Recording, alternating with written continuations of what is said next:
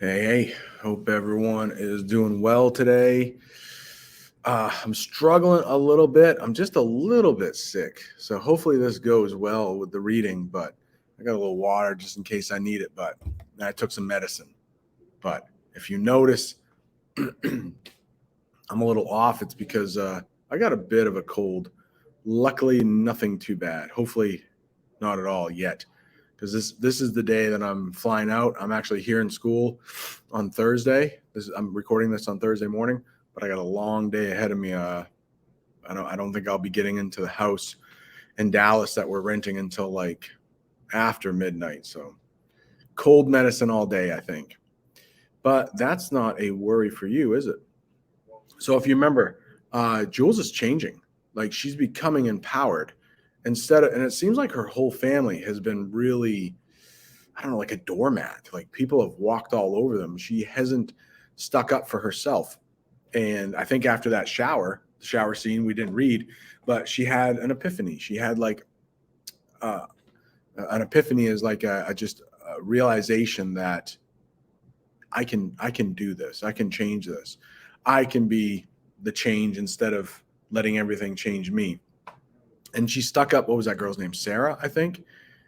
Yeah, some girl, Sarah. I mean, this is high school. I don't know. Like, I don't know how realistic that is. Like, hey, freak, insane freak, or whatever. But anyways, Sarah was trying to make her feel small, and Jules was like, not anymore. Back off. You think I'm insane? I'm gonna show you how insane I am. Something like that. All right, we ended right where that highlighted stuff is. So I suggest we start reading.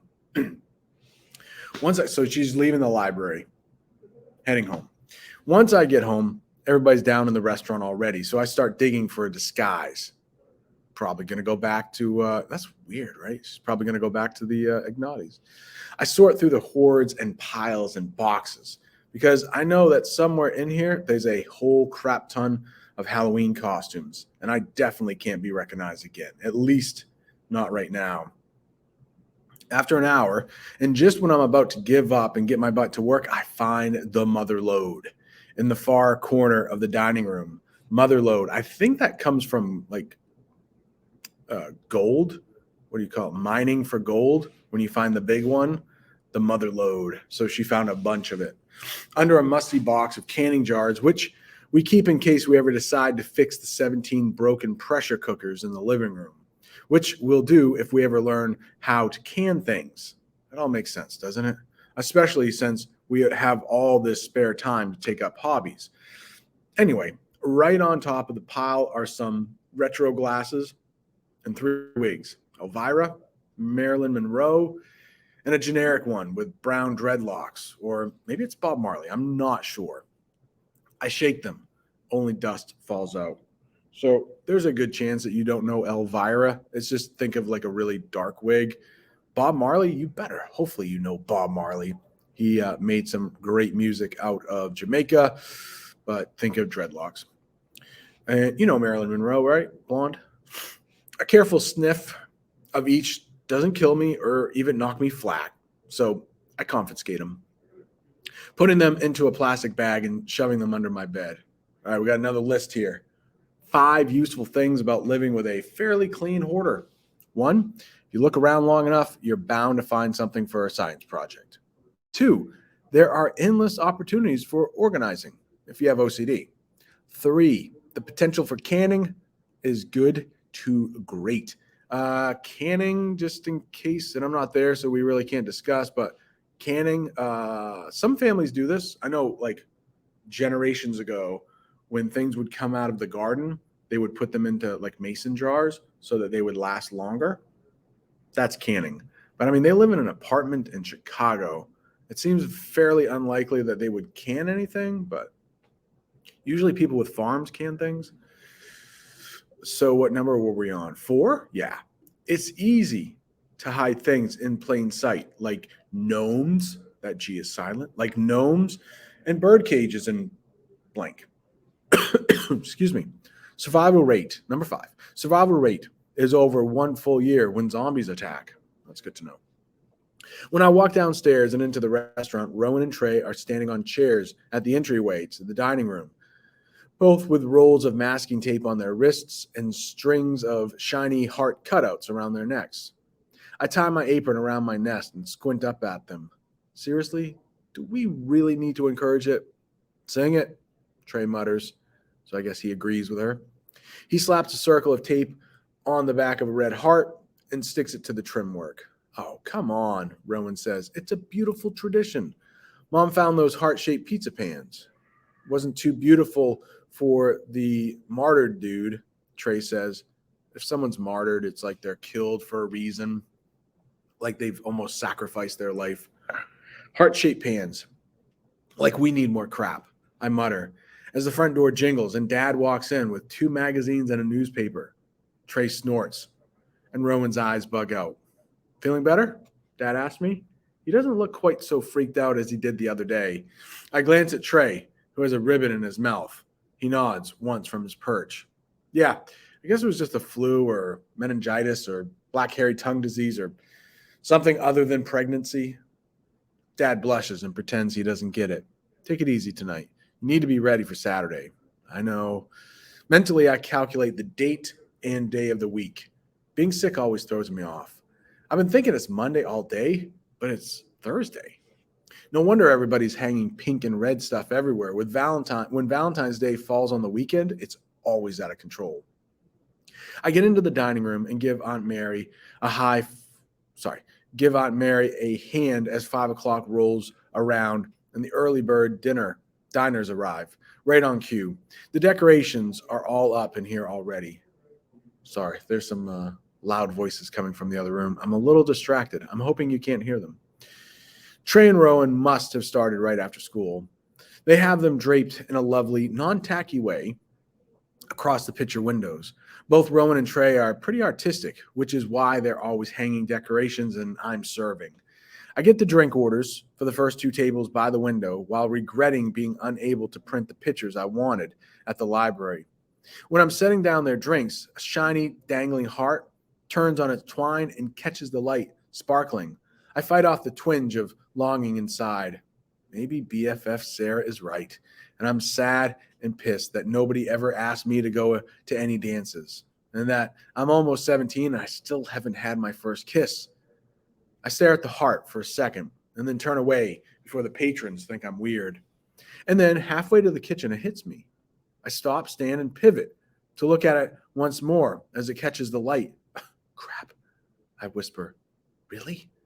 I drop my tray and run through the kitchen, past Tony and Dad and out the back door, almost wiping out in my haste to get into the door to the apartment and race up the stairs. Oh, I wish I was here with you all because I think I know what's going on.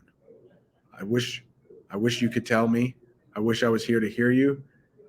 But I think you remember in that vision, she had those decorations, or she didn't know what the decorations were. She knew something was off in the vision. I think it finally hit her that it could be Valentine's Day decorations. So maybe she's going to watch that. And how is she going to explain like running out? She already said she had the flu. She could just, I thought I was going to be sick. Something like that. I don't know. Jules, I don't think Jules is not a good liar. We've seen that already. She's not a good liar.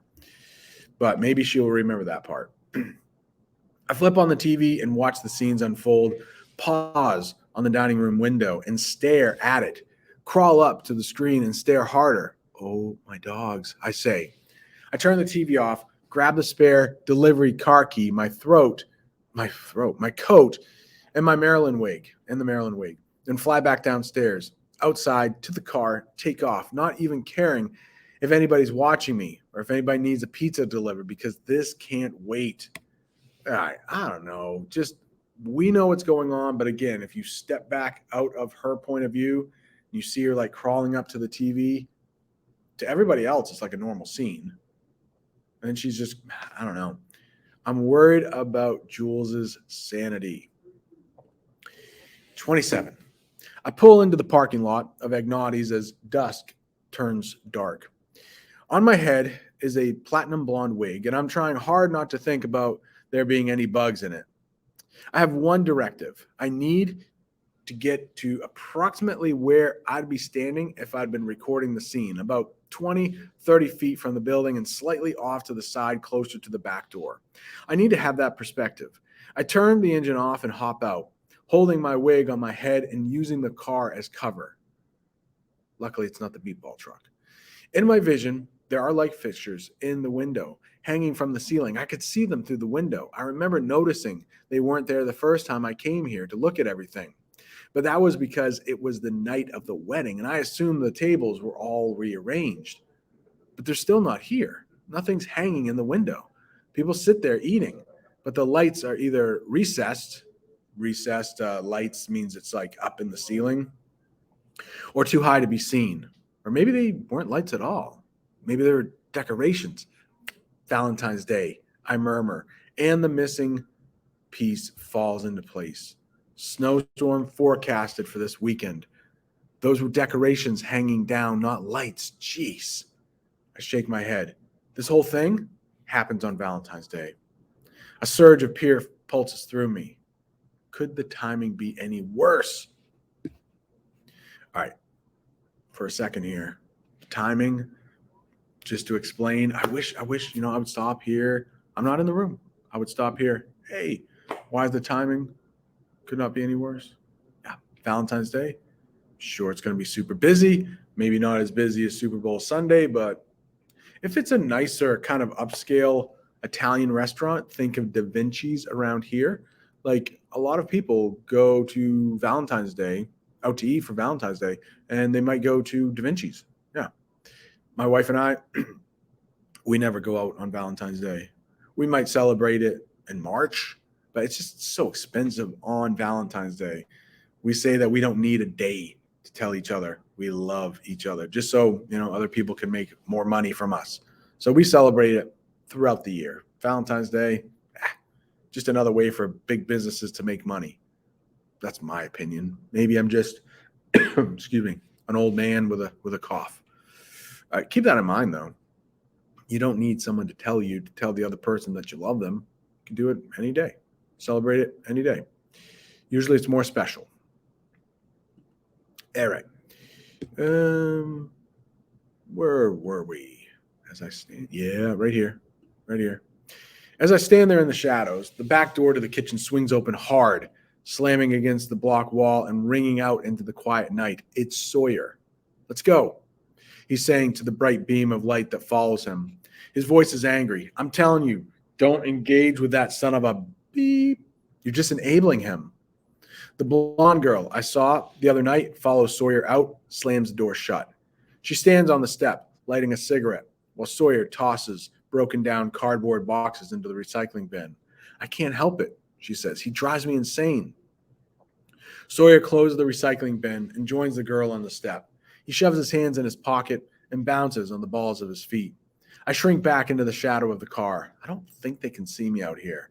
Though, in retrospect, now we've talked about that word retrospect, looking back in time, looking back. I think she used retro earlier in this chapter, like retro records, maybe it was, like old records, or could have been retro Halloween costumes, something like that. But back in time, I should have chosen Elvira rather than Marilyn. Try to argue with him, he'll engage. He'll bring out his whole tradition, honor, BS, and use that as an excuse to be a blank. And everybody else will just look the other way. Maybe he's talking about his dad? She takes a long, angry drag on the cigarette, and smoke trickles out the corner of her lips. Says, what do you mean, engage? You shouldn't smoke, by the way. Just had to say that. Sawyer stops bouncing and turns to face her. I strain to hear. I mean, he'll probably blank and hit you, Kate, okay? So just don't. I lean forward as if that'll help me hear them, but a car pulls into the parking lot and their words are muffled by the noise of the tires. Sounds like she says, you married me, one chicken. You marry me, one chicken. Probably not what she said, right? And while the driver parks, Sawyer says something like, I make you table, Butterface. Shut up, I hiss under my breath at the offending car. The driver turns off the engine and gets out. The girl takes another drag. She and Sawyer just stand there and nod at the guy as he approaches the customer entrance and goes inside. Kate blows out smoke, drops her cigarette butt to the ground. She stomps on it and twists it out slowly. He hit you then? You could say that. A lot? He shrugs. Still, no. Because Sawyer is quiet for a minute. Because I gave up. Kate stares at him. Give up on what? He hesitates like he's thinking about the answer. It doesn't matter anymore. Come on, tell me. Sawyer shakes his head. No. You done? We need to get back in there. He takes the girl gently by the shoulders, excuse me, turns her around to face the door and opens it and ushers her in. The door closes hard behind them. And I stand in the parking lot, dumbfounded. Somebody hit the guy I love? I want to kill whoever it is. But first, I have to save my boy on Valentine's Day. I'm not going to read that word. I'm not going to read that word. Hey, let's take a look at this. I need to change back to this. All right. I wish, again, we were here together because I think we just found out that Sawyer's dad hit him. Now, what did he give up on? Maybe it's the relationship or the friendship with Jules.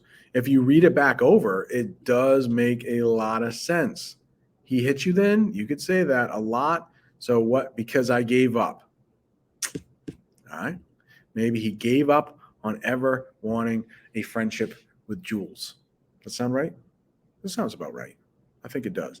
I'm going to keep reading just because we're probably not stopping so much to talk. And I would like to try to get about 20 minutes in. We're about 17 minutes in. All right, let's keep moving. Plus, that was a pretty good part. He said a bad word. Now we can go on to this part. My phone rings, jolting me back to reality. Uh-oh. That would have been bad if the phone rang when she was out there. It's not Trey calling, like I expect. It's DeMarco's Pizzeria, which means it's a parental unit on the other end. Crap, I mutter. Customer guy walks back out of Agnotti's with the takeout package as I answer. Hey, I say, trying to sound breathless. I left something at the library, my purse, really important. On my way home now. Oh, that's good. That's actually a pretty good lie. It's believable. There's ominous silence on the other end. That's a good one to know. Ominous means like kind of dangerous, like something that could hurt you. I like to use this, ominous clouds. So if the clouds are really dark and you think it might rain or even like storm, you could say it's like ominous. It's like ominous in the distance. Ominous music. Maybe during a horror movie, they play that so that you think, uh-oh, somebody's going to get hurt. Somebody's going to die. Something like that. Ominous. Why does it keep doing that? Right at the top here. There's ominous silence on the other end. I squinch my eyes shut. Hello? I finally say. The normally booming voice is eerily quiet. Get back here now. I'm coming, I start to say, but he hangs up. Oh, boy. Now that's a good place for us to stop. It almost seems like he knows something, and he's not exactly happy. When he say, oh, hey, sorry about that. Yeah, grab your purse. Hopefully it's there or something like that. I think she told him it's there. Yeah. Come on back. No, I think he knows what she did. All right. But we'll have to wait until tomorrow. Hopefully you care. Hopefully you didn't fall asleep. Hopefully you care. All right.